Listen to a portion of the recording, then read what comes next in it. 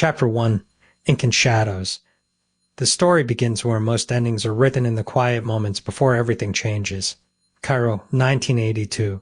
The city hums with the restless energy of a place caught between ears, where the scent of fresh ink mingles with the dust of ancient streets. In a cramped apartment near the Nile, a man sits hunched over a typewriter, his fingers moving with the precision of a surgeon. The machine clatters like a heartbeat, each keystroke a defiant pulse against the silence. This is Ibrahim Abdel Meguid, a novelist who knows the weight of words really can build empires or bring them crashing down.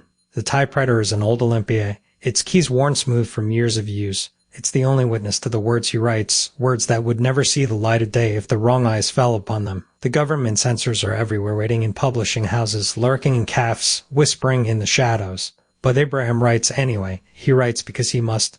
Outside his window, the city breathes. A vendor calls out the price of figs, his voice rising above the honking of taxis. A radio crackles somewhere, playing a song that's half forbidden, half beloved. The sounds drifting like ghosts settling into the corners of the room. Ibrahim doesn't stop typing. He can't.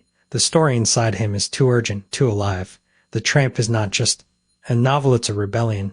It's the story of Cairo's forgotten people, the ones who walk its streets unseen, the beggars, the dreamers, the ones who slip through the cracks of history. Ibrahim writes their names into existence, one careful word at a time. He knows the risks. If the censors find this manuscript, it will be burned. If he's caught, he could disappear.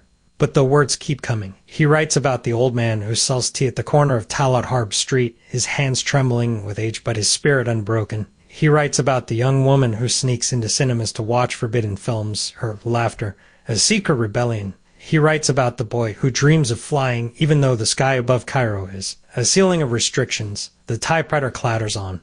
Somewhere in the building, a door slams. Footsteps echo in the stairwell. Ibrahim's fingers hesitate for just a second, long enough to hear the muffled voices of neighbors, the distant of a state radio broadcast. Then he resumes.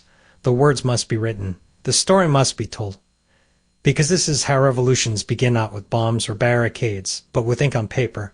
With a man in a small room defying the silence. The night deepens. The city outside grows quieter, but the typewriter doesn't stop. The pages pile up, each one a small act of defiance. Ibrahim knows that one day these words will find their way into the hands of readers.